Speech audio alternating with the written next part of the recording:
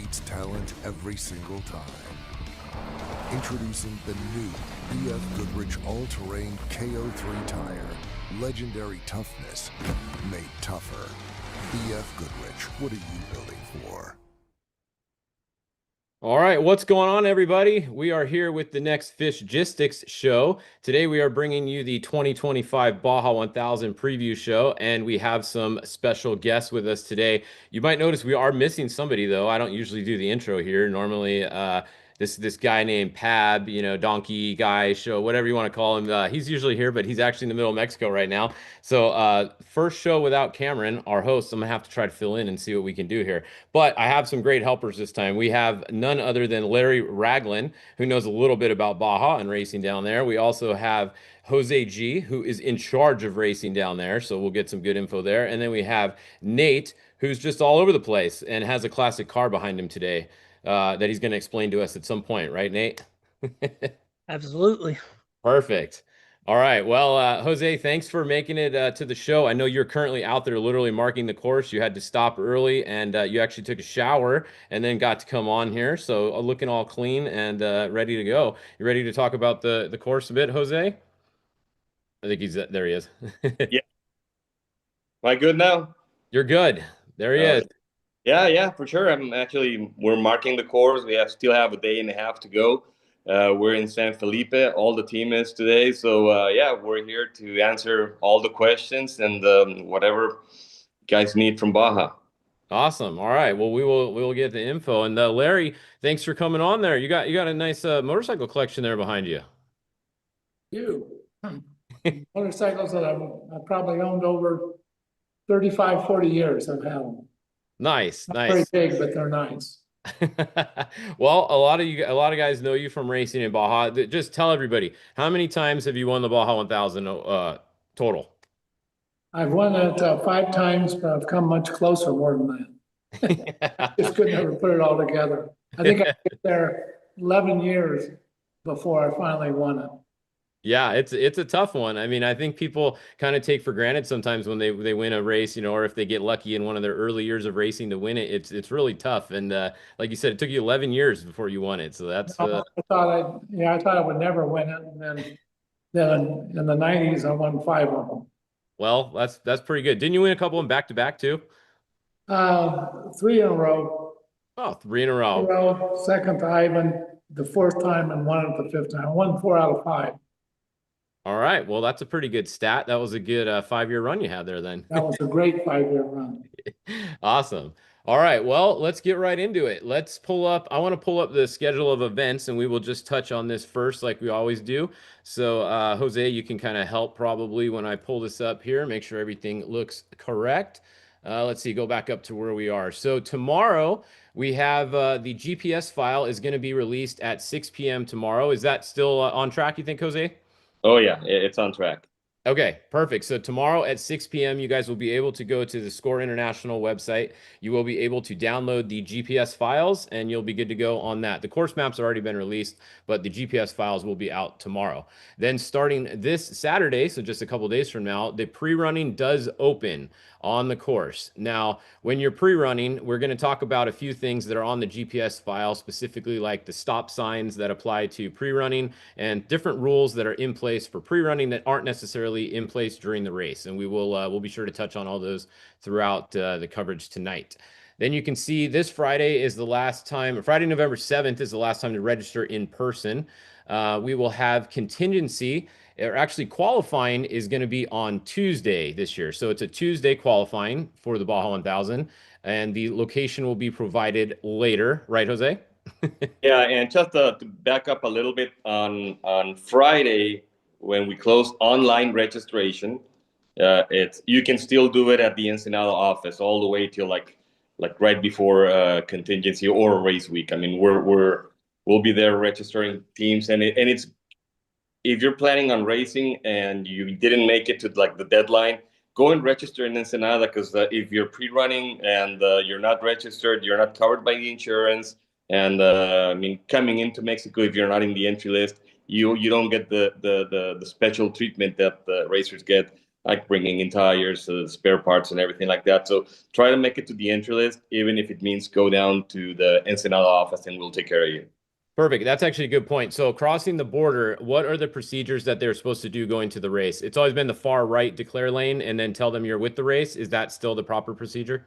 Yeah, of course. We always post a list of things that you can bring into Mexico with your team. Like the Baja 1000, you can actually bring in 20 spare tires with your team. You can bring chocks, radios. I mean, pretty much everything that you need for the race, except fuel and except like the spare engine, because those do have to be on a separate thing.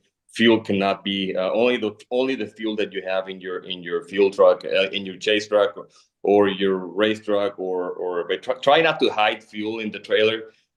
They're checking, and if you get caught, because that would be smuggling fuel into Mexico. So just be very careful on that.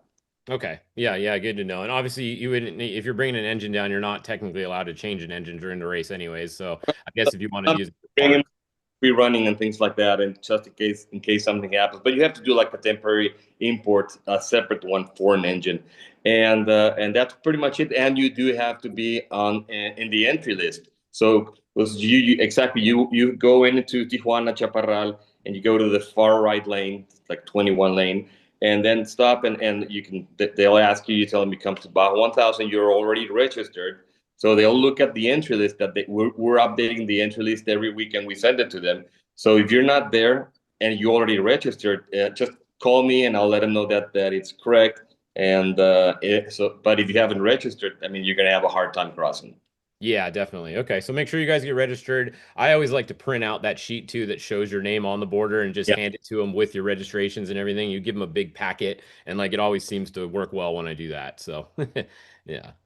All right, cool. Well, that's the way to get across the border. Then, like we said, once you're down there, Tuesday is going to be qualifying. That is going to be for the trophy truck class, the spec truck class, class 1, and the legends class. That's it, right, Jose? Yeah, that's correct. Okay, so same thing it's been all year. Qualifying will be Tuesday. Wednesday will be contingency. So Wednesday and Thursday are contingency this year. Is that correct? Both days? Yeah, it's 2 days. Wednesday it's for mostly for motorcycles and more limited classes, and Thursday is for like trophy trucks, class 1s, class 10s, pretty much everyone else. Okay, awesome. Yeah, I like having the 2 days because it really breaks it up. You know, you don't have the really long lines, hopefully, and it moves a lot quicker for everybody. So Yeah. that's definitely good. And we're doing 2 drivers meetings. What we have on Wednesday, we have the riders meeting, and Thursday we have the drivers meetings. That way, the motorcycle guys can rest since they're starting super early. They don't have to go to like the drivers meeting at 7 p.m. and like they need to rest. So we're doing one separate, like we always do when we start that early. Perfect. Yeah. So the rider meeting for the moto and quads is at 6 p.m. on Wednesday, and then everyone else it's at 7 p.m. on Thursday. That's correct. Same place. Same place. Okay. Perfect. And then the race day does start on Friday this year. So Friday, it's going to start bright and early. Actually, it starts on Wednesday night, kind of, because it's 11:45 for the staging, right? On Thursday night. Or Thursday night. I mean, yeah, Thursday night. Yeah. So Thursday night they start the quad staging. Then on Friday morning, the race starts for the 4-wheel classes. You can see it starts at 8 a.m. Now the start, we can talk about this when we go to the map a little bit because the start's going to be a little bit different again this year. But the start and finish will be down in town in front of the cultural center where it's been in the past, right? Well, I actually cannot confirm that as of today, but we're that close. So okay. All right. So stay tuned for that. yeah. Perfect. All right. Well, we will let's go over and look at the map, and we will start talking about this year's Baja 1000. All right, here we go. All right. So just so you know, the file I sent you at the start is like Jose G said, the tentative right now, but that's a possibility for the start. okay. Well, we won't talk about that exactly yet then, since we don't know exactly what's happening there. We'll just skip to the part that we know. What's the first spot we should go to, Jose? We can definitely start like at Rancho Nelson, Okay. just in case we're half and half. But we'll know by tomorrow. Actually, if something does happen and we get all the permits, we can confirm or deny that tomorrow Okay. afternoon, so that the teams can do their logistics planning, the fuel and everything, because it does change if you're starting in town or if you're starting at Nelson's. Yeah, definitely. Yeah, a little bit of a difference. All right, Yeah. so we'll go and to the, Nelson. And the files getting posted tomorrow aren't going to have this. It'll just have where pre-running starts. So the GPS files going out tomorrow will just have from the start and end of pre-run. Okay. Sounds good. And then, yeah, so we'll just watch for those. So right now we know for sure it's going to be going through Nelson. Like we said, we'll just confirm if it's going to start there or that's going to be a little bit into the race. So kind of the same that it's done there through there. Now, one thing I did notice, the VCPs have, as always, there's numbered and then there's lettered, but then there's also lettered numbered VCPs this time. Yeah, those, and there's a ton of them. Like you already, Mark complained. Yeah, But yeah. it's just something different. Those are all inside the naturally protected area of Valle Los Sirios, and those are like 30 feet wide only, and there's like 100 of them. It's to keep the racers on the course, not like doing 1,000 lines and destroying the naturally protected area. I mean, it's pretty sensitive negotiations, and when you take the environmental people to do the recon before and after the race, it's like we don't want to even see their faces. So Yeah. and they don't want to see ours. So it's for us to keep racing in that area, which is from Pacific to Sea of Cortez and half the peninsula, pretty much. It's super big. I mean, we need to keep it. Whatever they tell us, that's what we're doing. That's why you'll see those lettered number ones. A lot of them inside that area. Okay, yeah, and when we get to that area, we'll point it out to everybody. It's gonna be around the Catavina area down there, so we'll get there in a little bit. And South of El Rosario parts, yeah. Cool. All right. So otherwise, the start going out, this is pretty much the same as it's been the last couple times here, leaving from Rancho Nelson, right? Any major changes getting out to Ojos area? No, the only thing different is that it's the same course from Nelson to Ojos, back and forth. We're not splitting them because we have plenty of time. We don't have to worry about cars going out and bikes coming in. Yeah. Okay. Yeah. So it's the same both directions, like you said. No one's going to be going out when someone's coming in on this course. It's way too spread out for that. Yeah. And we're not going through Ojos town, and we're not going down the Tres Hermanos road like we have in the past. Some of the inbounds and outbounds, but it's all going to be before you get to town. Okay. And then where on here is where does the pre-running start at actually? Which part? You got to keep going. Okay. So going out of town, you're not allowed to pre-run this until the day before. Is that correct, Jose? Yeah. The start only outbound and only on Thursday. Okay. And that's to what mile is that basically till? It would be from wherever we're going to start all the way till right before El Mezcal. If you can zoom in, you'll see where the sign is. Let's see. Did I pass it already? It's like race mile 44. Yeah, it's 40 something. Okay. So, and just so you know, this file, there was a little bit of a change since I sent you this file. So this is going to change a little bit, but for the majority, I mean, it's not much of a change, but basically what is that, VCP 56. whatever the VCP is on the right. Yeah, it's going to move over, but so there's a slight change there, but for visual, it's fine. Okay. Yeah. So for people looking to start their pre-run, you're going to come all the way in. Let me just scroll back out so you can see from over. The best way to go is just in this normal access road, right? To start the pre-run. Yeah. And like always, just keep in mind that people are going to be going into pre-run and they're going to go out after pre-running. I always say this in your program, we still have accidents of guys driving super fast from the highway all the way to where pre-running starts. They shouldn't be doing that. It's not even the race course. It's not the race course outbound or inbound. It's just an access road. There's locals, there's pre-running guys. I mean, just be really, really careful and respectful. Yeah. Okay. So yeah, when you guys are looking at this file, this is the BFG file. The blue line here is going to be an access road, which is really cool that Nate and everybody that works on these maps gives us this because it gives you access. It shows you where the access roads are if you don't know. So this access road is the main road in Ojos. That's where you're going to go to start and end your pre-run. So you go in there, you're going to go up here to VCP, past VCP 36, all the way down to right here where it says begin and pre-run. So that's where you're going to start and end your pre-run. From there, it is different course, so you won't be going backwards and have someone coming at you from that point on. So when we leave town, we go south, and then just so we're clear, the VCPs with numbers on them, what's the distance on those, Jose? 120. 120? Okay. Is that right, G? You know what? I don't know. I just lost you. Everyone froze and I couldn't hear. So The normal VCP distance. okay. The numbered ones, normals are 120 feet. Lettered ones are 40, and now the new ones are 30. Okay, perfect. So numbered one, yep, and then it goes all the way down to the numbered and the letters. Perfect. All right, so coming south, this is pretty much just going through European. Is this the same thing that we just ran coming back in, or is this any different going south here? It's different. Remember, we did a new section that we're not doing this time for the Baja 1000. Okay. So what does this section look like right now through here? Is this the typical rain ruts and everything through there, or how's this section looking? Rain ruts, and it is. People are gonna be surprised that it's just been bladed, so it's pretty nice. Okay, cool. Well, Larry, how many times have you been through European? I've been there many, many, many times. It used to be one of my very favorite parts from Hermanos.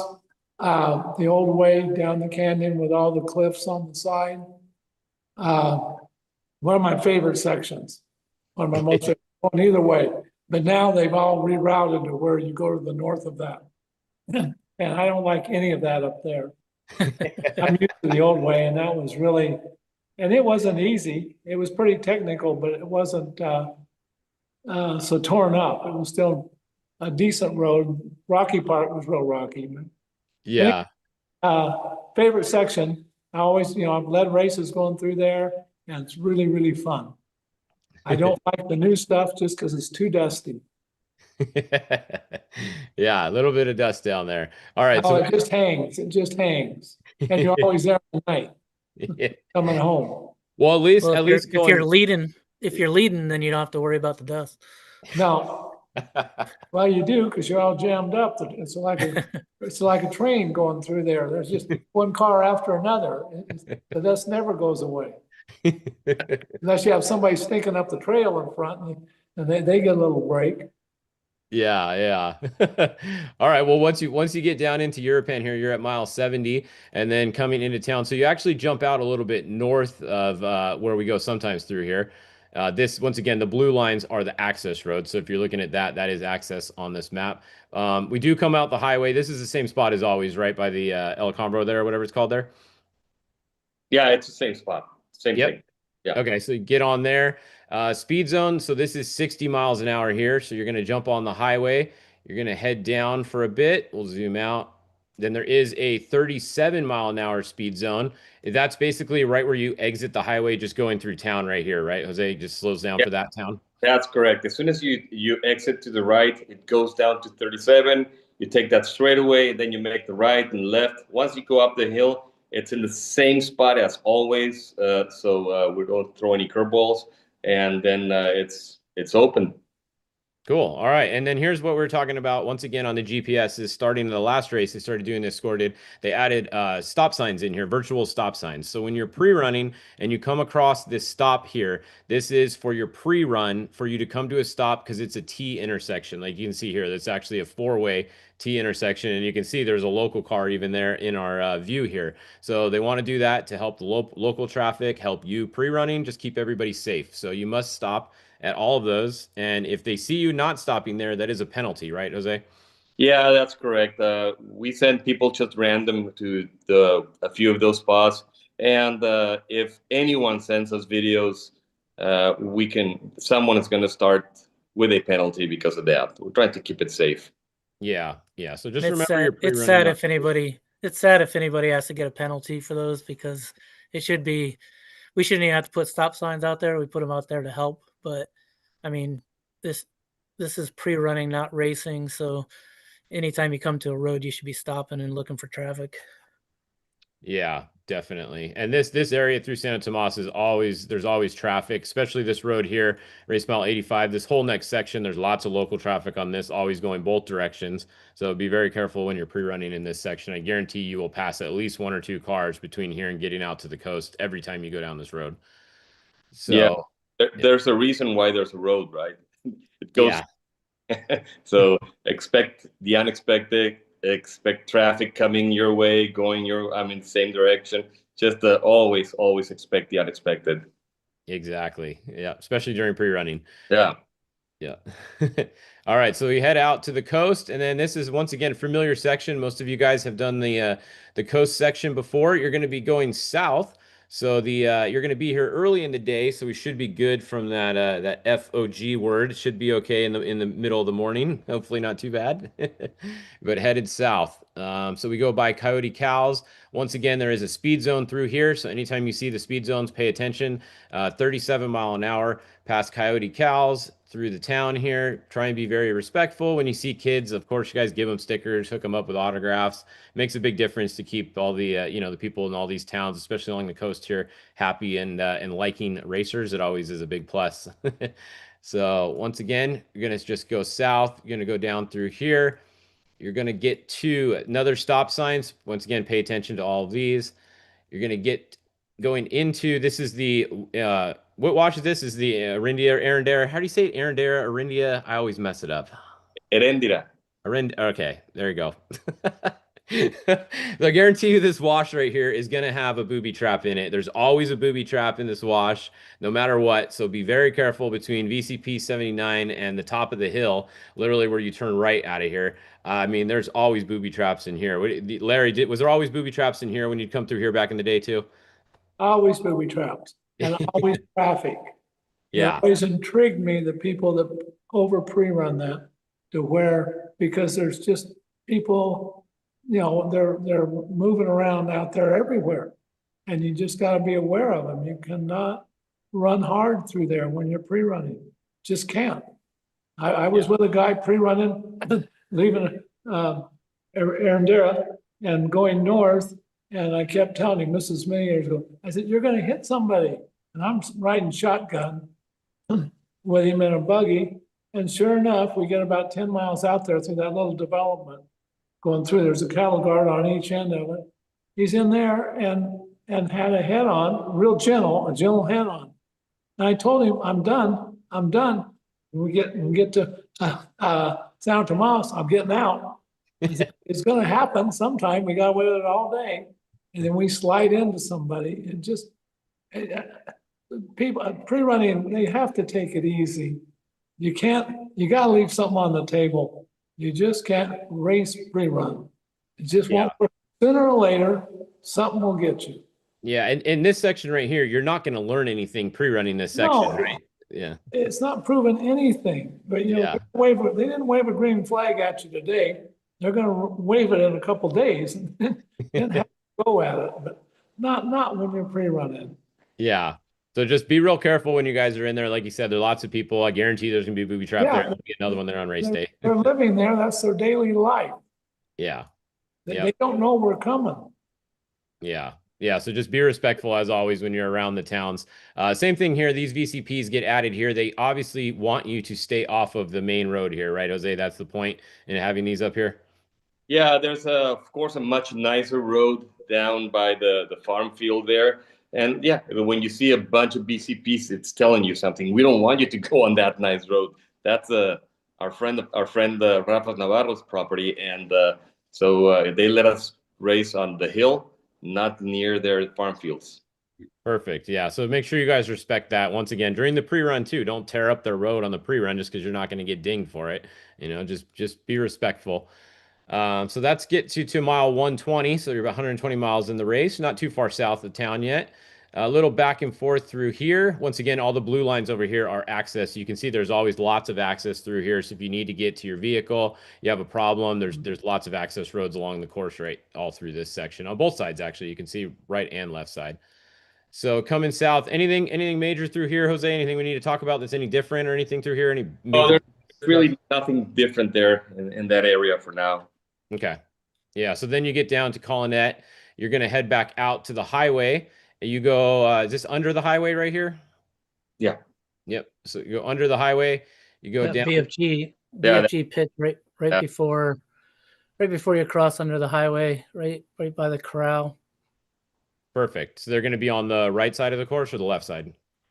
On the right-hand side of the course. Right-hand side. Right Okay. before the corral. We were there last year at the 1,000 as well. So, yeah, and if you don't mind, I'll take just a second to talk. Yeah, go for it. So this is going to be BF Goodrich's 50th race with Score Racing in Baja. Our first race was in 1976, so that counts as one. So it's 2005. So yes, it's 50, not next year. So 50 races in Baja, and that's part of the reason for the car right here. This was one of the first cars we had. Fritz Kreuer and Scoop Vessels that raced that year on radial tires, which weren't being raced in the desert at the time. And the first radial all-terrain tire went out on the course and raced Baja 1000 in 1976, and it didn't do well. So what BF Goodrich took away from that was that we needed to develop a tougher tire that could withstand the Baja Peninsula and the terrain. And so we developed a 3-ply tri-guard technology.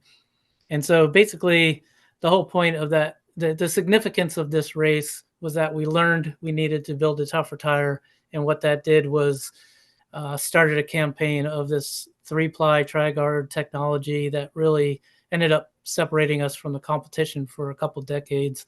So this was a very significant race for the brand.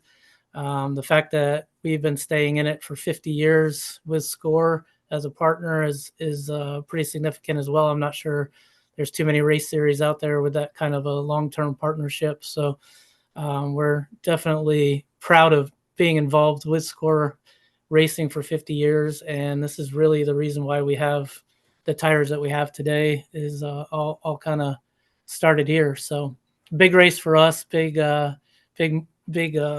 accomplishment, I guess, to get involved in off-road racing and just see it progress from there. So just wanted to take a second to talk about that, and looking forward to being out there in November. Awesome. Yeah. And just to let everybody know, so how does the pit service work? If someone's racing and they want to sign up for BFG pit service, how does that work?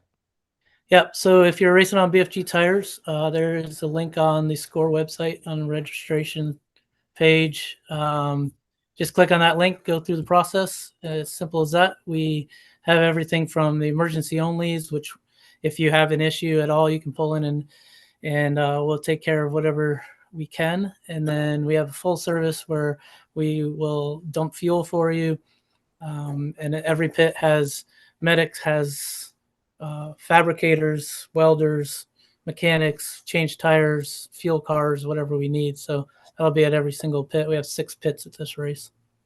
Awesome. All right. Yeah, we'll be sure to point out all of them as we get there. We just passed pit 1, so that's going to be right there. This is going to be a pretty common area for a lot of pits in this area too, most likely just because it's by the highway, easy to get to. So you actually run down next to the highway here, then you go under it once again right there in that wash. Another stop when you're pre-running, double check the access roads there, and then we continue to head south. Now we come down to just below Colonette here. You cross back over, and then by the San Telmo area here, anything, they usually build a couple good jumps in this section, right? Isn't this where those big jumps usually are? No, not yet. Not yet. Okay. Almost. You're almost there. Yeah, the one that the one car, the Grabowski's just sent it at the 400 off of, right? Oh, that's in San Antonio del Mar, right behind Rancho Johnson. That was huge air. Yeah, okay. Does this go by that spot or no? No. No. The- Okay. No. The course does, but not here. Yeah. Okay. All right. So you keep heading south here, get more of the coast. Once again, this is going to be actually, if you guys are watching the show and you want to know where to go spectating, I would go anywhere on the course here because it's going to be the daytime. You're going to get to see everybody come by. It's still early in the race, so not a lot of people are broken, hopefully, by here. So you get to see most of the cars come by this point. So if you spectators, you guys are always asking where to go spectating. Honestly, I would go anywhere along the coast and just find a cool spot and hang out and watch the race for the day. I'm sure Larry can tell you, verify, if you see a big group of people on either side of the course, there's probably something spectacular that could happen. No, there's a reason they're all there. Yeah. Now, yeah, that's what I call being Baja wise. You see the big group of people and, you know, yeah, you just have to slow down. Yeah, you have to leave it. During the race, I don't know if these guys today live for it or not. Because maybe they have vehicles. In the old days when I was doing it, and we were really aware of when the group of people, where they were just out there trying to throw rocks out in front of you just to break your lights out, whatever. You know, you just had to, well, I won't, I used to just kind of aim for them for a second. And they drop the rocks and just take off running. Then I worry. Yeah, I mean, if someone's lining up just to lob them out in front of you, just to see what they can do. And just anyway, no, they're all over down there. all right, well, so you keep going south on the beach, and then we get down here. This area is actually this gets a little bit muddy sometimes, doesn't it? Is pretty dried out now? I know they got some rain down there. Have you been in this area lately, Jose G? How's the course looking, the whole area down here by San Quintin? We were there, of course, a couple of days ago, and it's all dry. We're away from where the water comes up, where the tide goes up, and it should be all dry. Okay, perfect. All right, so here is check one. This is basically going to be right in San Quintin here. So you do go through San Quintin, so feel free if you guys want to stay at any of the hotels there. Feel free to stay there at the hotels. It's going to be along the way. Probably a lot of people will be staying there to pre-run their sections. Now, this is what are we at? Mile 225 here. So you get back, you go across the highway, you just jump on it for a quick second there, right? And then you jump off? Yeah. Well, you're on the old Highway 1. Yeah. You merge back onto the new Highway 1 there for just a mile. Okay. And then you jump back off, and then you go a little bit to the inland. You're still in the speed zone for a little bit, and then the speed zone ends right here right after mile, and it was at 221 or so. That's the end of the speed zone. And just so you know, that area right there, it's a super tight road, and there's usually some people on it. I know when we were pre-running it and mapping it, it was there's a bunch of school kids and stuff like that through that area. So that's just be really careful through that once you get off that highway all the way till the speed zone ends. Awesome. All right. Good information. So then you can see we start going to the east a bit here. This kind of gets a little bit more in the middle of nowhere here for a little while. Anytime we're looking at this map and you don't see a blue line going near a section, you definitely want to think about that because that means there's not an easy access road to that section. So this looks like you can see just looking at the terrain, it gets up in the mountains a little bit through here. How's this section look, Jose, when you guys were through there a few days ago? I mean, it's a section that I love. It's kind of tricky once you make it up all the way, there's a little summit there. You can see a potential of maybe a bottleneck. It's going towards Rancho Canuto. And then once you start going down, it's a really fun, fast road. Okay. What mile is the potential area kind of around, do you think? Is it on here somewhere? 219. 219. Before, yep, that hill right there. Yeah. Isn't that it, Jose? Yeah. Okay. Yeah. The VCP 219? Yeah, but coming up to that, before that. Okay. So like right up in here? I think climbing out to get up there. Isn't that it, Jose? It's the hill or the bottleneck. Yeah, it's all that when you're really high up there and it's not there. No. It's back before that.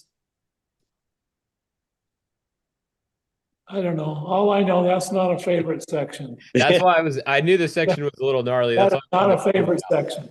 Yeah. It is a lot of work. It's not fun. I'm looking to where he said that long, fast road is, and I don't see it yet. This is my section, so I'm watching pretty close right now. Oh, perfect. Well, you can let us know how it goes then. See? Yeah. And what are you driving, Larry? I'm David Payne, Mason, New Mason, not New Mason, but a Mason. That's the Mike Walser truck, the truck that Mike Old Walser sold. Mike to the paint. Walser. Correct. Cool Cool. edge, that truck. Yeah. Have you driven it yet, Larry? No, I'll get to. Perfect. Yeah. I was just curious what you thought of it. Yeah. But at mile 210. Okay. You're getting in at 210? Yeah. Cool. All right. Well, yeah, here's your section. So you get Yeah, I'm in the middle of it. Perfect. All right. So then we come down here. We get to jump in a wash for a little bit here, just basically go across the wash. Was there any water in any of these washes really, Jose? Or are they pretty dried out everywhere? No, that's all sand. There's no water in those. Okay. All right. Sounds good. So keep heading this way. We're at mile 270. Get some VCPs. Here's BFG pit 2. So this is going to be right about what mile is this at here? Right about 280 or so, Nate, it looks like. Yeah. Okay.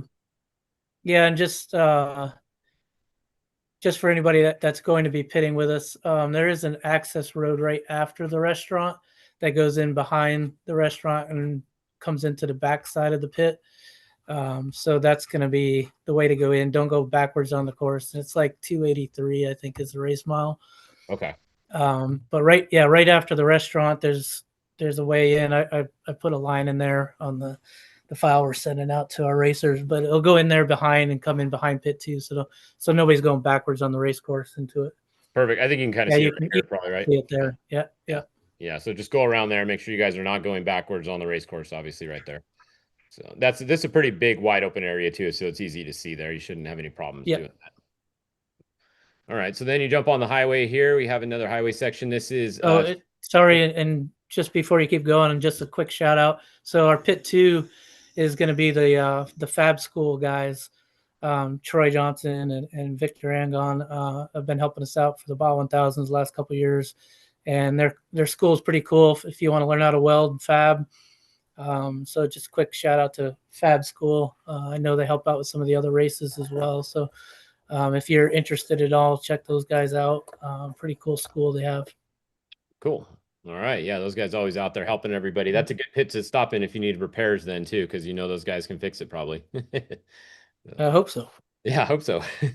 Let's see. We had a question from Brian Hansen. He said, will SCORE provide all these access roads on the GPS file? Well, Brian, that is why you should be running BFG tires, and that's why you should get BFGs, because then you get access to this.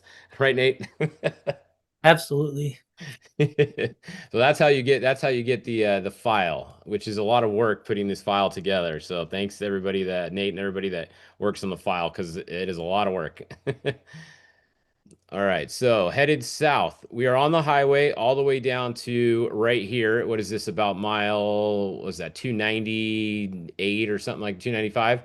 You jump off the highway and we're going south, so that's going to be the end of the speed zone, back to race speed. Now, here we go. This is what we were talking about earlier, Jose. We have a VCP that has a letter and a number next to it. Please explain that again, just in case somebody just joined. Yeah, correct. And you'll see a ton of those in that area. That's going to Santa Catarina, and not Santa Catarina as we know up north. But that you're already in Valle de los Cirios, the naturally protected area, one of the most important ones in Mexico. So those are 30 feet. The tolerance is only 30 feet. That's meant to keep everyone as on the road as possible. And then we can keep on racing and using those sections. Actually, if once you keep going, that section we did last year, but then there's a new section, right, that is just beautiful, fun, technical. People are gonna love it when they pre-run it. Which section is that? Are we to it yet, or we're coming up to it? Now you're almost there. You should see some trees, and there's a ranch, and because it's right before you get to the bad silt pits. You already passed it, so you were on it. Okay. Yeah. back where the ranch is, and it is new for racing, but it's not. It is a hard packed trail, so it shouldn't get silty or anything. And I think the main message to this area, because of these lettered VCPs, this isn't where anybody should be finding new lines. This is not the place to pass. You guys will have plenty of space in San Felipe and places in the desert to make passes. It's super important to just stay on the trail in this area. Just stay on it all the way. Anywhere through this section, just stay on the trail. We want to be able to keep racing through this area, and I know they'll shut us down if they see people trying to burn in lines or cut trees or whatever stupid stuff they do sometimes. Well, there you go, Larry. This is you driving here, right? So you're going to stay on the trail. No, I like, this will be fun. Yeah, so looking pretty good. So is there anything anywhere in this section? I mean, this is another one of those never sections. Like, look, if I zoom out here, there's no blue access roads anywhere in here. So getting in here is definitely not easy. Is there any way in here, Jose or Nate, at all? No. No. If you stay on the trail, it won't matter. Yeah. Well, if your car just randomly breaks or you run out of gas or something stupid happens, pull off to the side and wait for Eric Solorzano on his class 11 to come by with some fuel for you. He'll drop a beer for you. Yeah. All right. So if this is your section, pack snacks just in case, because you're going to be there for a while. All right. Perfect. Well, we're going to go, we'll keep moving along. So some of this is new. Some of it's been run before. Now, the silt in that area does get bad sometimes. Is it okay right now, or any big silt beds in this area that you guys saw so far? Yeah, there's one silt bed there, and there's a bunch of lines in that. We kind of left it open. It's right before a ranch that has a fence. We're running along the fence. So once you get to the fence, you're good. You pass the silt bed. But it shouldn't be a problem. It's wide, and there's options. Okay. Easy for him to say. Yeah. I race also. Well, it's not a problem, right? I race in the Mason in all-wheel drive, so I do struggle. If everybody pre-runs at pre-run speed and not pre-race speed, it should be fine on race day. That's not going to happen. Yeah, so it's going to be totally screwed then, you're saying? That's a nice thought, though. Yeah, well, we gave him the option. There is one access road right here. You can see there is one way in, but you have to make it all the way up here. So basically to mile 340 or so, if you make it to there is an access road that will get you in there. Once again, these are all lettered and numbered, so 30 feet all the way through this whole section by Catavenia here. 30 feet is the rule still all the way down. You're going to go through here. You're going to go by, this is a different San Ignacio here. So you got just a quick little speed. Is this actually not on the side of the road right here, right? Yeah, you just crossed the road there. Actually, before, I think last time there was a BFG pit right there. So you're already south of Catavenia. Okay. Yeah, so just across the road and then back to race speed on the other side. All right. So then we keep going. You're going to go all the way down to mile like 366 or so. Jump on the highway. That is check 2. Speed zone 60 miles an hour here. So you're on the highway for a little bit down to the farthest south part of the course. And then this is Fred's Tractor Trail, right? That's correct. All right. So if you guys are not familiar with Fred's Tractor Trail, you might want to get familiar because it's definitely an interesting section. And whoever is doing this section, take your time because you will lose way more time when you blow this corner in a minute here and you're there all night, right? One corner. One corner, and we'll zoom in on it in a minute here. We went through here going the other way, Larry. Remember on the trail of missions? We went up this thing in the UTVs, right? UTV is a little bit different. Way different. Yeah. Remember, Larry, you're not in the UTV you were last time through here. Your car's a little bit wider this time. So no, I know. And we were going up. Going up always is, to me, is easier than going down. And we're going down this way, right? I've been both ways, so it's not where you're going to pick up much time. No. This is not what you consider a fast section. No, and I believe it's this corner right here, if I'm not mistaken. So you're going to go by VCP A91, and then I think it's this one right here. Is this the right one? No, I think it's before that. A little bit. I'm trying to think. I think it's that one. This is the one I think you go off the side of the cliff right here, isn't it? See that one. It Yeah. is? Yeah. It definitely the way we're going down, it turns really hard to the left. Yeah, it's this one right here. Yeah. It's for sure this one, because then the wash is at the bottom down here. Uh, Right? Or the rocks. no, there's no cliff on that one.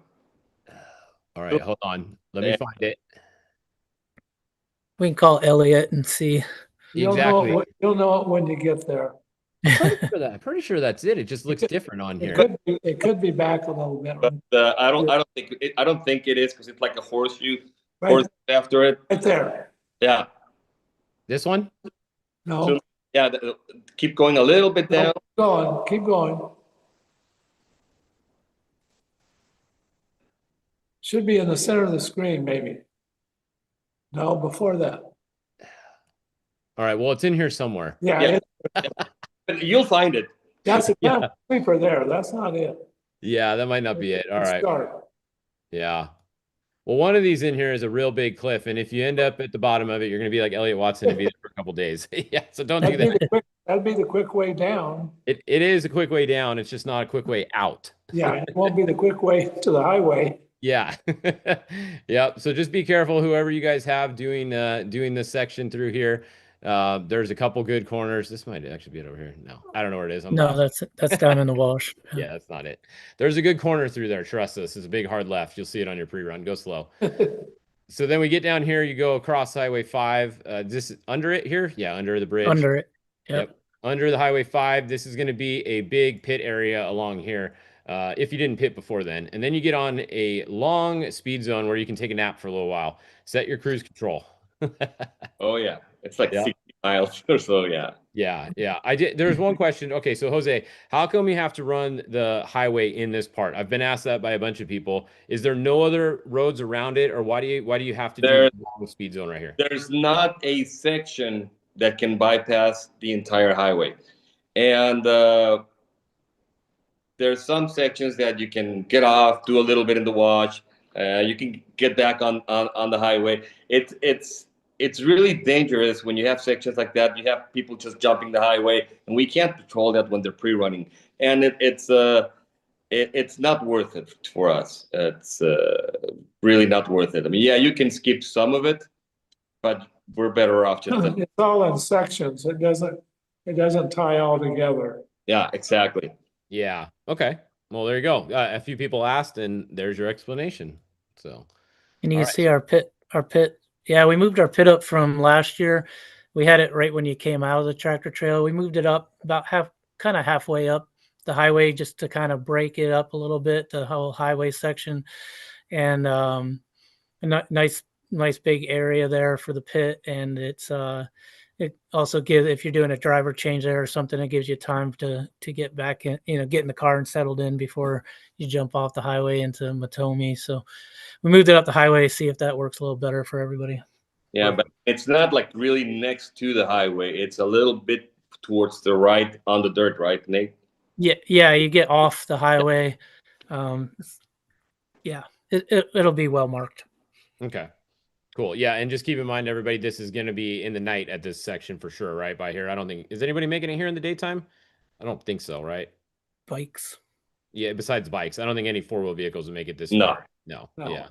Yeah. So this is going to be all night here. So once again, when you guys are on the highway with your race cars, turn off your bright lights. You don't need all of your lights on the highway. This section is going to have tons of local traffic on it, tons of just Mexico traffic, semis, all that stuff. So don't run your race lights. At least have a couple lights that are low, that just point down real low. You want those anyways for the dust, right? So just remember, when you're on the highway, don't run your light bars up top and all that stuff. Just turn all your lights off except whatever lowest lights you have, to try to help everybody, because it's going to be the middle of the night through here.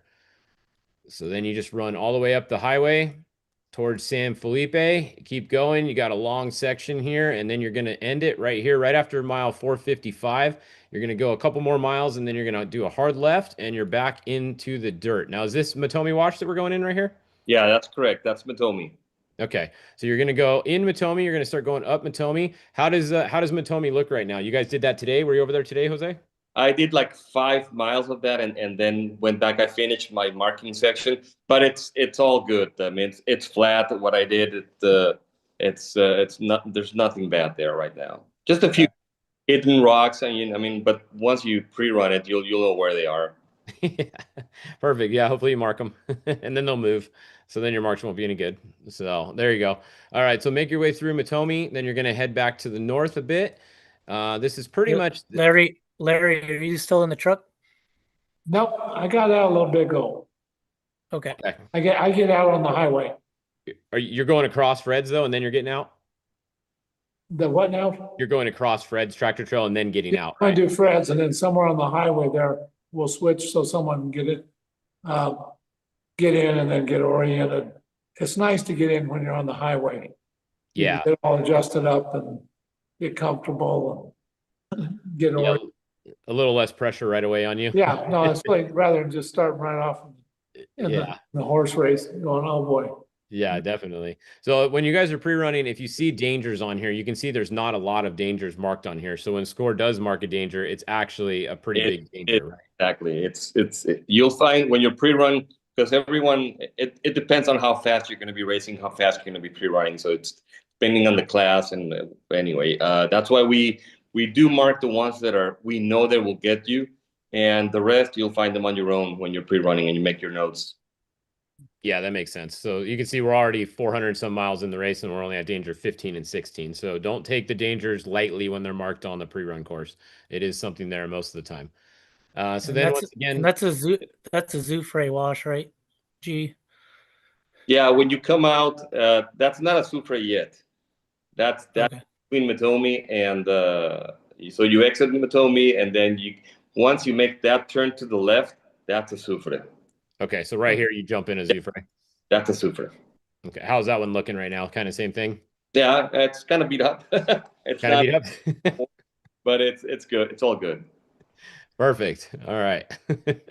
And once again, you're going to be at night through here, so maybe pack some snacks because this is not too easy to get into some of these sections, depending on where exactly you have a problem at. So then we come up and we don't really do Huaramote or whatever. We just go at the end of it, right?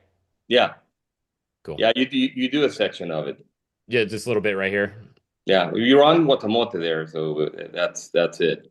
Oh, through here. Yeah, you already crossed from Azufre. You did that boulder canyon we have that connects to Guatamote, and then it takes you over to like Puertecitos Road. Okay. Cool. So that's where you come up here.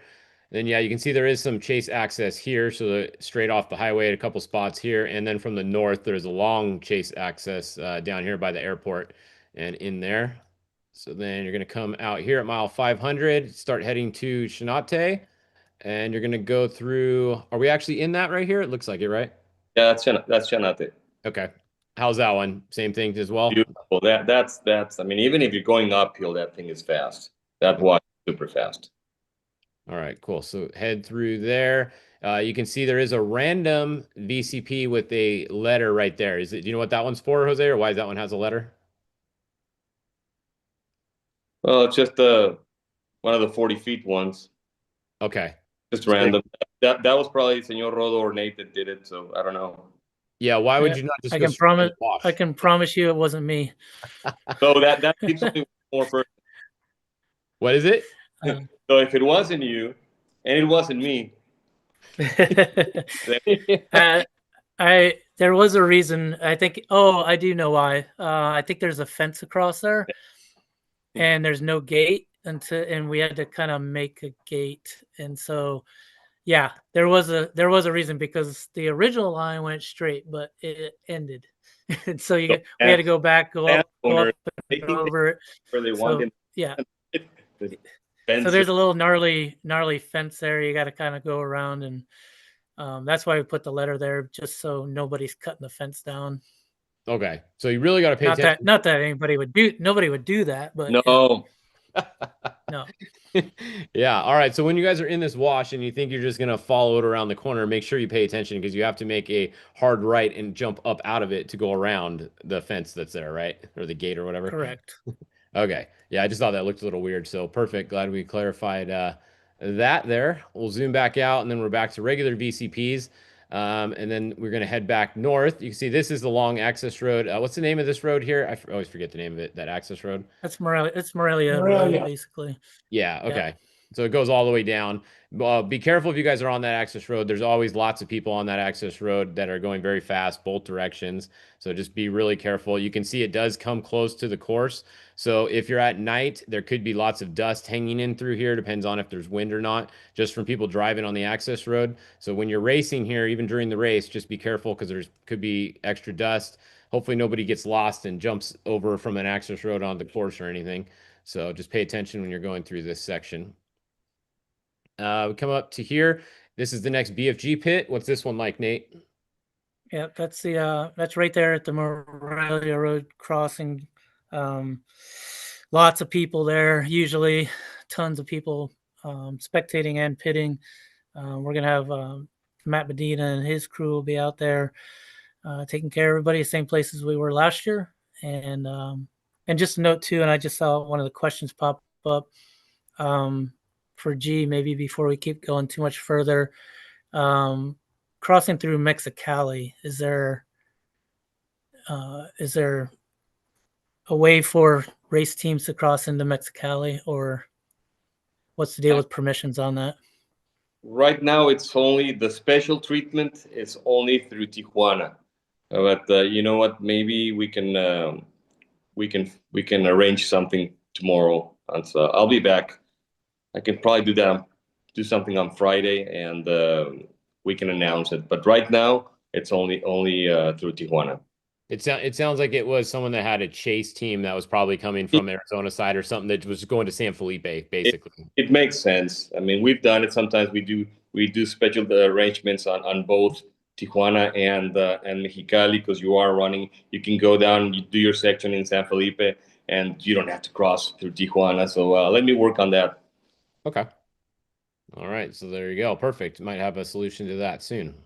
And then somebody else asked ask Larry what his favorite era of racing was. Favorite era? The 90s. Era, like time. What was your favorite time? 90s. Time-wise, the 90s. The 90s. Well, yeah, he won 4 out of 5. It's time to get in Class 8. 1990, got in a Class 8 truck. That's when it all came together. That's when Robbie was doing it, and Walker, and I mean, Rob McCracken. I mean, that's when we started. That's when that was really when racing started for me. I mean, I'd been in the buggy and that was great, but Class 8, it was really fun to start back in a Class 8 and work your way to the front. And that's what created trophy trucks. They got tired of the Class 8s going through the Class 1s, get to the front.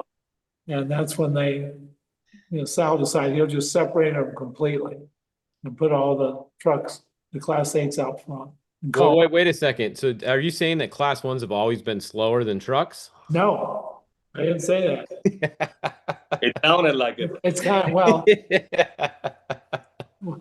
when Robbie got in the Class 8 truck, then that's when Class 8 trucks started going faster.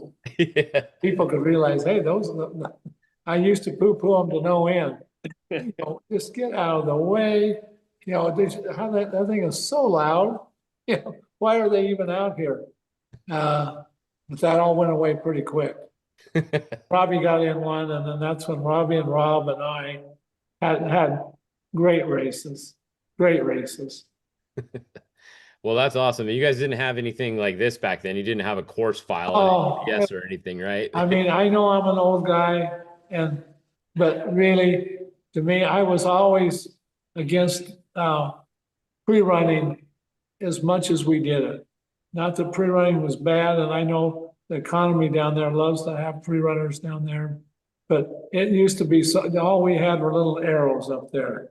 Left, right, down, up, and we had to read the arrows. And when you're in a single seat buggy, that's really fun. I mean, you can do it.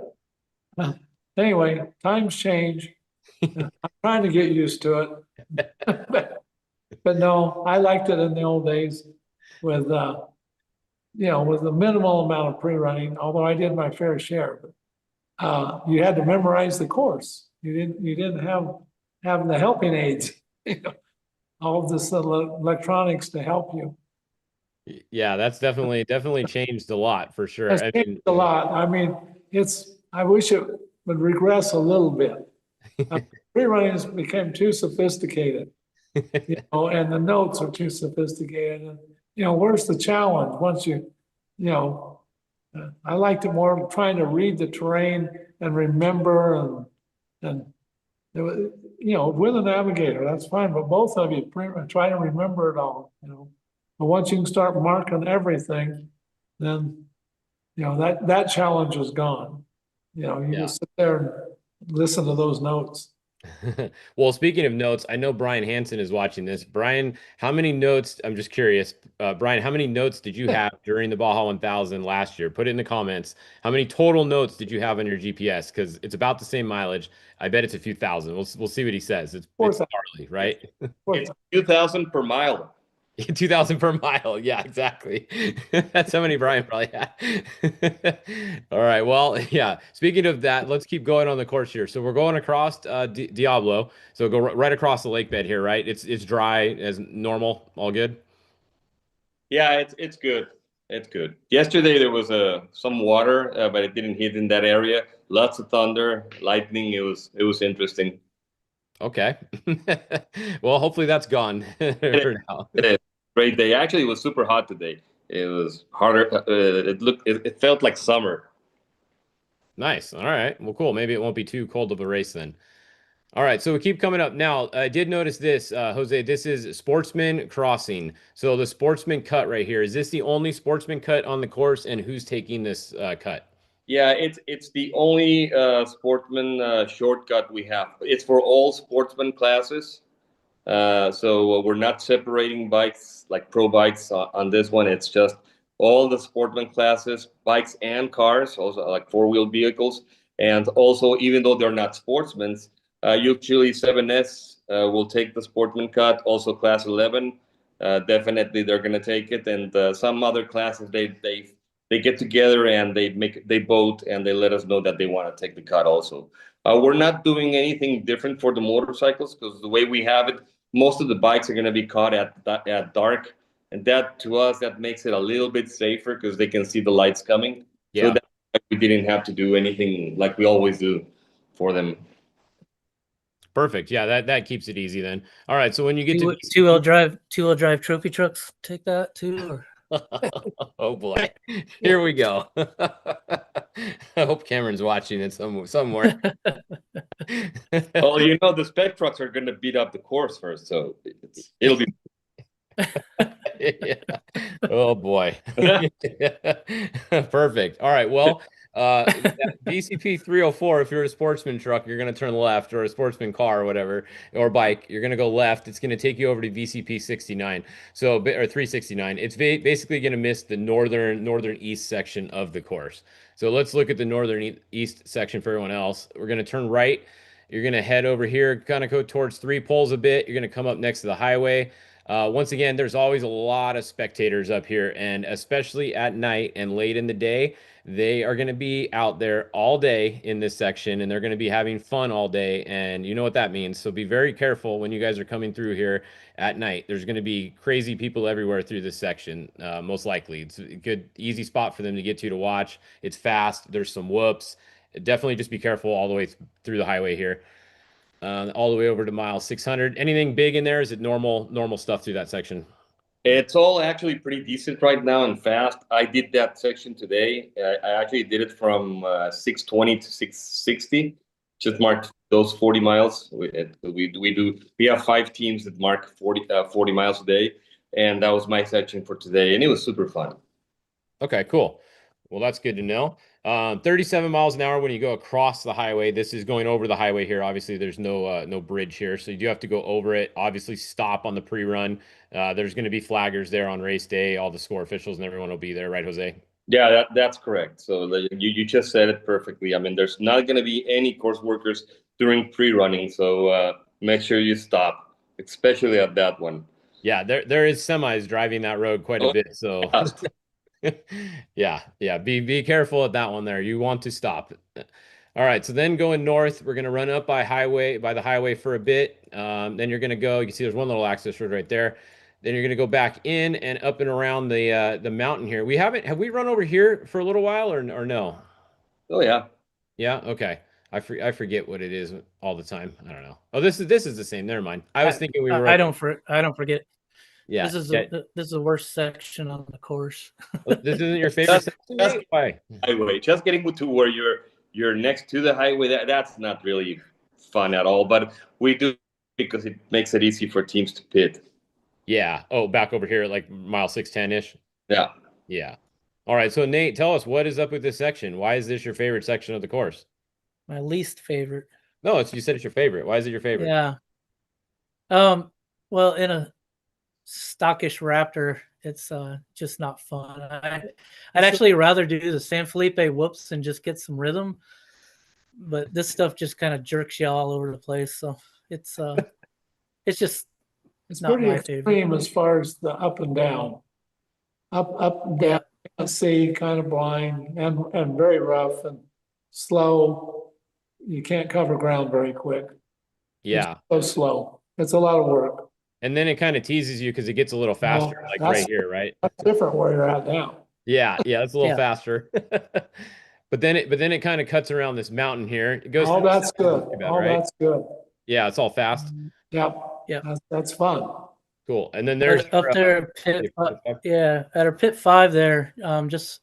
Jose, I don't know if you went up there today, but when we were mapping it, there was right before the pit, there was a bunch of, I don't know, construction work or something going on there. So not really sure what that section is going to look like. Right before, right after your pit, there was some, I don't know, some landscaping. They did something. So yeah, you just have to be careful. I went over that and made it like a straight line. So hopefully, when you during pre-running, it'll be way better. Yeah, when we were mapping, there was like these big mounds of dirt and stuff on the course. We kind of went around them, so we'll see what it looks like on race day. Perfect. All right. Brian Hansen replied, he had 16,000 notes for the Baja 1000 last year. What do you think, Larry? Do you want someone riding with you that's calling 16,000 things off during the race? My processor won't compute that. It couldn't digest that if it had to. I used to have maybe 20 middle dangers. When we started out, all we want to know is what's going to take us out of the race. Yeah. Single danger, double danger, triple danger will take you out. I need to know where those are at. You may only have 8 of those or something, in the whole thing. No, it's a whole different ballgame, and I'm still trying to get used to it with the really great navigators, and they can throw more at me than I can process. So I slow them down a little bit and go, no, I don't need that much. You're still pretty fast. Don't try and fool us. I watched your in-car when you drove the Riviera truck at the Nora race, and you had a good co-driver with you. I know. I had a great co-driver. You were fast. No, well, I know, and they're telling me go, go, go, and I have to, every once in a while I lift, and I just turn and I just apologize. And I go, Brent, I am so sorry, but I just can't do it. I just can't go over that rise without knowing, without a helicopter, first on the road, and I can still see GPS, and that thing says 142. I'm going, oh boy, this is, at one point, I turn and I just go, you're an idiot. Why would you be riding with a guy 83 years old going 140 miles an hour? I don't care if we're on a freeway. It intrigues me. Well, it's fun. If it was easy, everybody would be I'm not doing so it. sure it's fun anymore. It's fun. But I don't know. It's hard to explain. Everybody keeps asking me, why are you doing it? I go, well, I said, I like going down there and seeing my friends. I said, I like to be involved in it. I like to go talk to people. And so anyway, I'll do it one more time. That's what you said 5 times Since we have you talk, I know. since we have you talking, Larry, there was another wife- question in my the wife- chat. My wife is really, it's getting a little harder each time. Larry, somebody asked who you consider the greatest off-road racer of all time. Hey, I put Rob and Robbie up there because I raced against them so much. And I mean, to me, really the only way to really compute that is just to go back and look at the victories and see who won the most races. And I don't know who that is, but that technically would be who would done the best. But you know, you can argue who's the fastest, who's the best on this section or that section. It's so much, you know, certain race courses favor some drivers more than others. Certain vehicles are favored. I don't know.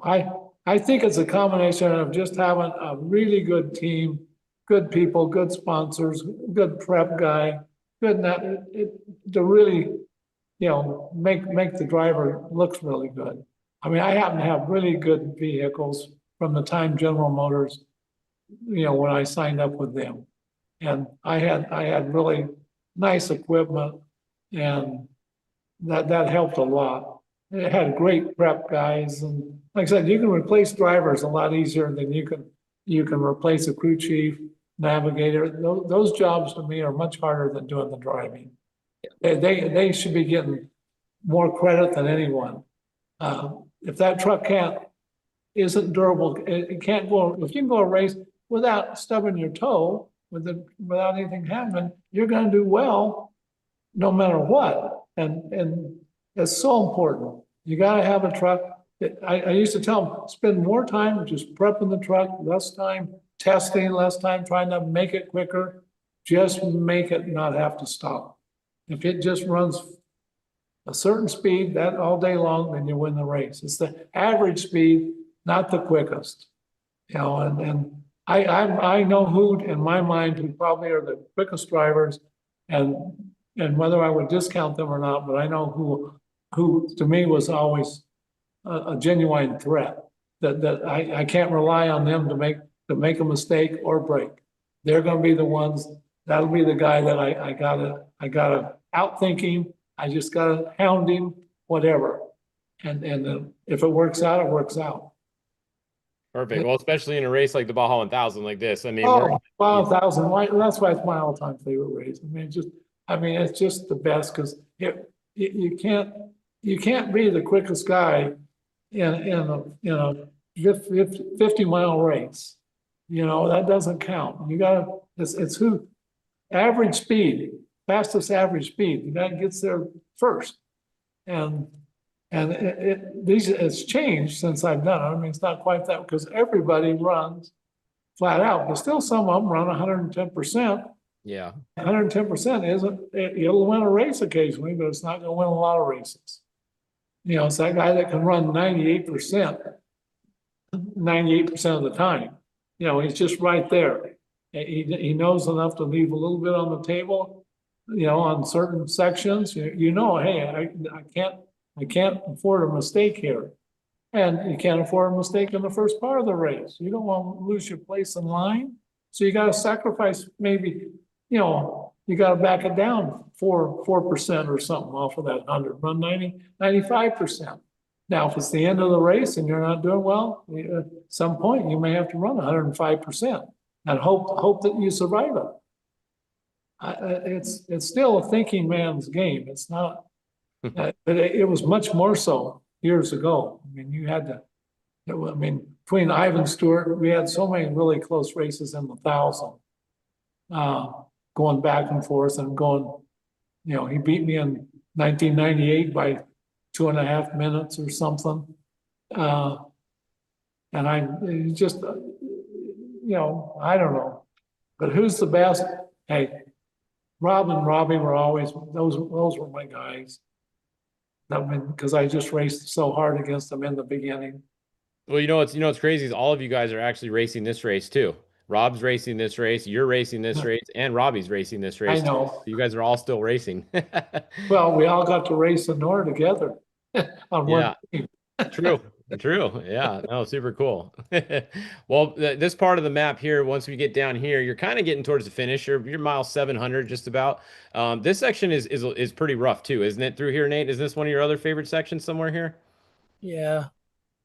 Yeah, it's Yeah, there's some stuff in there for sure, and it's not easy to get to either. So you don't really want to break down there. But it's No, also there's one of no. my least favorite. The what is it? Where I can't read your screen, but yeah, the one that hard left, probably my least favorite This one? because it was created, I believe.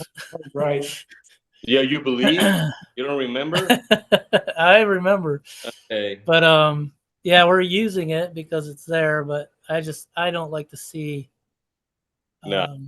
I don't like to see vegetation and stuff get mowed down and chainsawed. I mean, I just think that's disrespectful, but anyway, we'll leave that alone.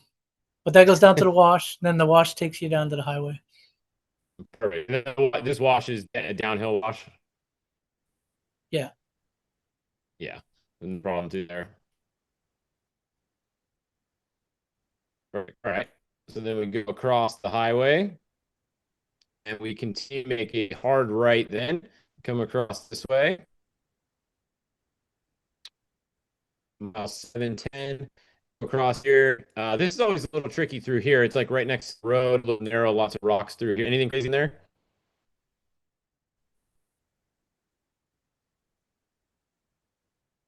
I don't think so.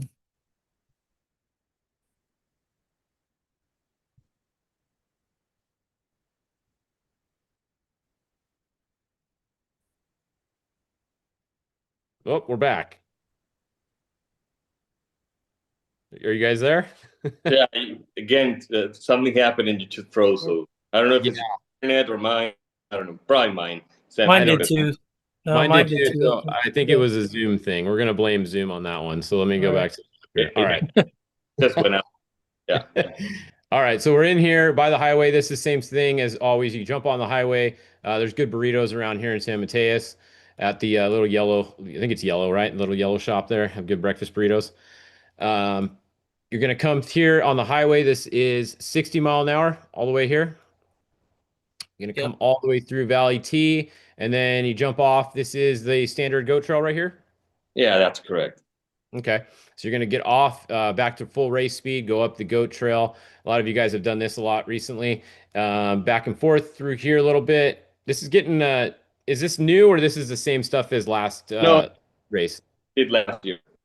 Okay. Yeah. So same stuff here. BFG pit 6. This is the final pit, Nate? Yes. Okay. So BFG pit 6 here, race mile 743 or so. You're going to see there's obviously lots of access or a couple access roads in here. So that's probably going to be a fairly common place for pits too, possibly. So just be careful through there. This has been pretty much nothing too crazy in here. Is there any silt in this area or not too much? No. No. Okay. Well, there's not silt. There are there's giant rain roots and stuff. If you get off course, if you're looking for lines and stuff, just gotta be careful. You'll drop off 10 feet. But okay, no problem. So past 755, still coming north. Then you do a little bit back and forth, and then a whole bunch of back and forth, just up and around. So this section, pre-run here, there's not a lot of lines through here. It's pretty much just one line through most of this stuff, right, Nate? yeah. Yeah.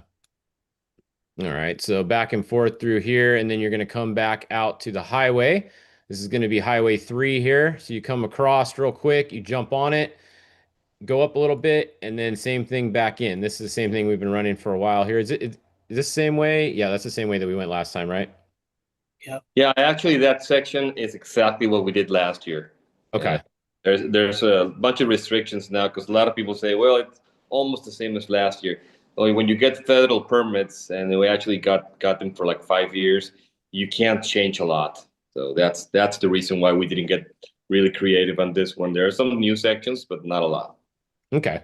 Well, that's good. It is different. It is different than the 400 though, correct? G. Oh yeah, the 400, that loop up the pine forest and everything, that was just epic. Yeah. To me. But yeah, this is like the last Baja 1000.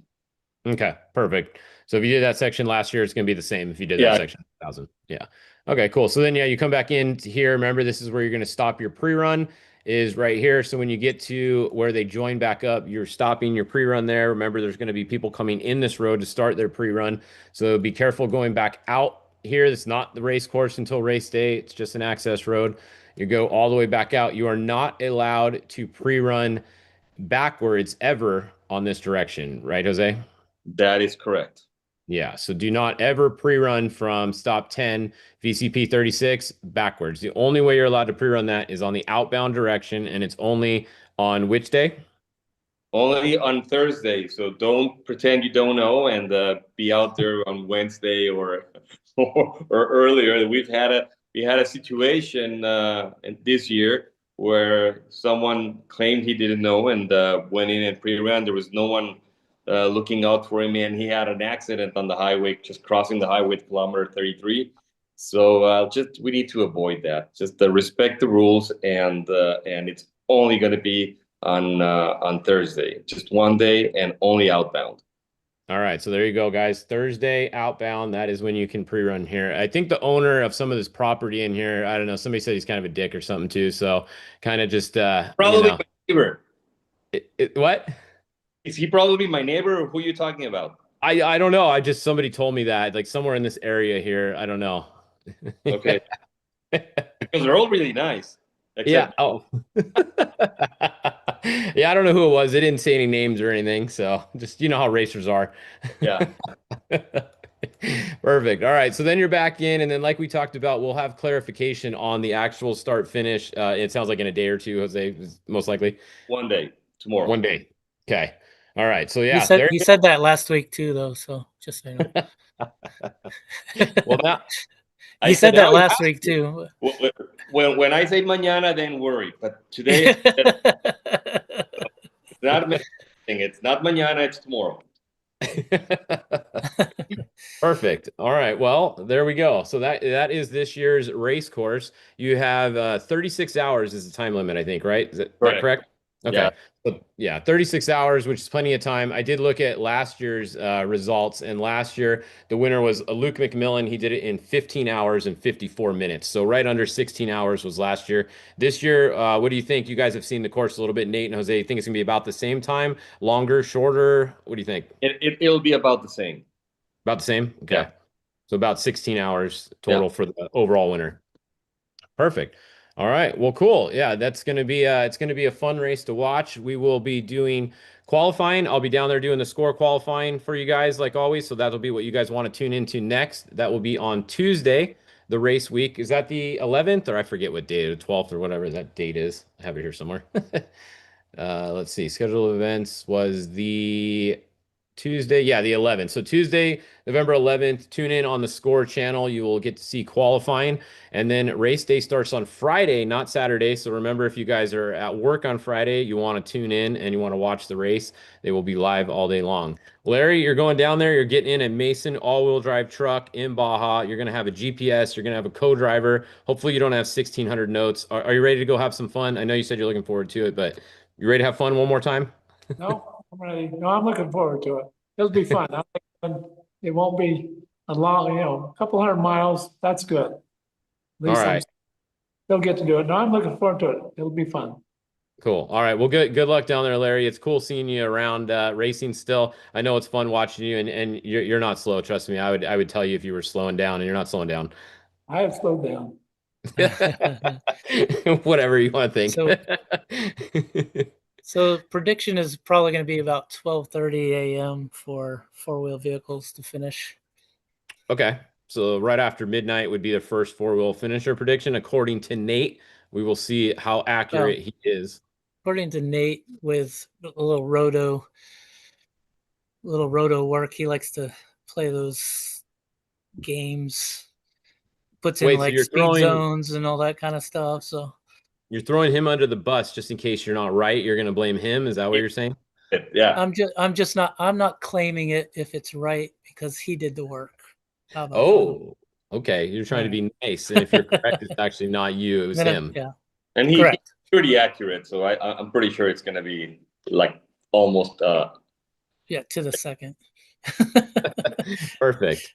All right, cool. Well, Jose, you have anything else? Was there any important other information we didn't talk about? Anything you want to tell everybody? Well, just the normal things, and especially now that we've talked a lot about those new BCPs, trash. I know we don't have a lot of problems with racers regarding leaving their trash. That's mostly spectators, but be really respectful, especially in the once you're in the southern section in the naturally protected area. If you're gonna start a fire, I mean, it's just be really careful when you leave. Make sure it's out.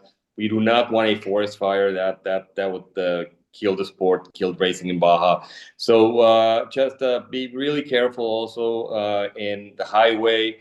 Like always, chase teams, spectators, everyone because we know highways are the most dangerous sections of the race course. So just be really, really careful. It's not worth it. Like I always say, it's a sport, it's a race, but it's not worth not returning home. So be really smart. And again, with the trash, if you see someone, tell them to take the trash. It wasn't there. We try to keep Baja clean.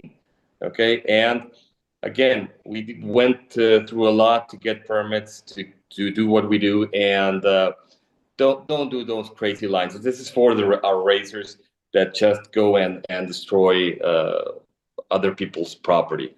So we're doing the best to keep them on the course, and we didn't do it the whole course. We just did it mostly on the naturally protected area. So please stay on the road, stay on the race course.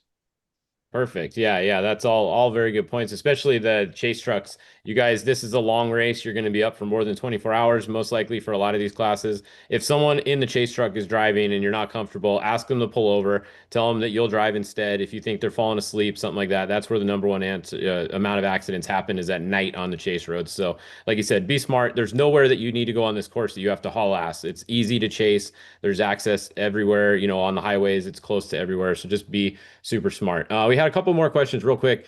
Someone says, assuming the race timing will start at race mile 0, the first trucks start at 9 a.m. Yeah, the race timing will start at wherever if the start is in town, the race timing will be there, right, Jose? I think at 10 a.m. though, right? Or 10 a.m. Yeah, exactly. If we're starting in town, we'll just do the ceremonial earlier, but the race will start at 10. Okay, and the timing will start in town if that's where the start is. That is correct. If everything goes well and we can confirm it tomorrow, timing will start in town at 10 a.m. Okay, perfect. That answers that question.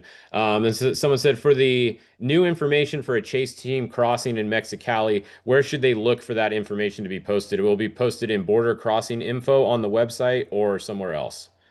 It'll be on the website if we can manage it. But yeah, I think we can do it. Okay. All right. So yeah, check the border crossing info on the website and it will be there. So that covers that. Last thing, the Mex Legal app. Yeah, that app does actually work pretty good. There's an app called Mex Legal. It does. Yeah, I suggest you guys download that from the App Store. They have it. It's called Mex Legal. It's a quick way to get a hold of an attorney. Literally, if you have a fender bender in town or you have a police officer that's pulling you over, hassling you, anything like that, you just go on the app real quick. You literally touch a couple buttons and they connect you with an attorney that's in Baja. They have extra attorneys on hand for this race in Ensenada and San Felipe area. So definitely check that out. I don't get paid anything by these guys, but it is a super cool thing to have, and I would definitely use it. It does work, and it's not like a commercial or anything. It's the same thing. I thought it's really, really cool. You can download the app, and I mean, if I'm coming down, I would pay the fee. But just in case, if you just have the app, it'll work. It'll just cost you more. But it's everyone should have it. That app is really, really good. Yeah, definitely. So there you go. Make sure everyone on your chase team has the Mex Legal app, and you'll be good to go. And yeah, I think that's about it. Otherwise, remember during the race, you guys send me all your photos and videos of everywhere. It's awesome. You guys everyone has Starlink now, so literally everything is live the whole race. We're all watching anyways. But yeah, looking forward to another Baja 1000. Larry will be watching you. Good luck. Go kick some butt down there again. And Nate, I hope you're holding that big check over someone at the finish line there. Yeah, that would be nice. Yeah, I mean, I gotta give credit where credit's due. I mean, Alan's on a roll right now. He's got everything going for him. So, but competition's what drives us. So we love the competition. We'd like to be on top, but Alan's really good right now. So super super proud of that team. I mean, to just have a truck that can actually, between his truck and Gus Senior's truck, I mean, those two trucks just haven't had any issues, and they're running really well. So, yeah, but we like the competition. I think we have some really good teams that are down there to compete, and we just hope everyone stays safe, gets back to their families for Thanksgiving, and of course, our BFG pits will be down there to help however we can, and look forward to another great Baja 1000 and the Awesome. 50th one for BFG. There you go. That's a big one. All right. Yeah. Shout out to Alan. I mean, he's won every race this year. So no one has swept the trophy truck class in score before by winning every race through the year. Bryce Menzies did not win. I think it was San Felipe, and then he won all the races after that one year, but nobody's won all of them, I believe. So Alan has a chance to be the first person, if he can win this one, to win every race during the year, which has never been done before. So kind of cool. He's got something special there. But yeah, good luck to everybody racing, and just stay safe. Like you guys said, it's no race is worth anybody getting hurt and not coming home. So just stay safe, have fun, respect Baja, help out the locals, and have fun down there. And I think that wraps it up for us here, right? Everybody got anything else? We all good? We're all good. Thank you, Fish. I mean, you always do a hell of a job. I think we all appreciate what you do. You do it perfectly, super professional. Thank you, Nate, and thank you, Larry. Hopefully, I can shake your hand when you're down there. You're welcome. Thank you. I enjoyed it. My pleasure. Honor. So hopefully we can. And anyway, see you guys very. Weeks. Thank you. All right. Well, we'll see you guys soon. Just a couple weeks. Good luck, everybody.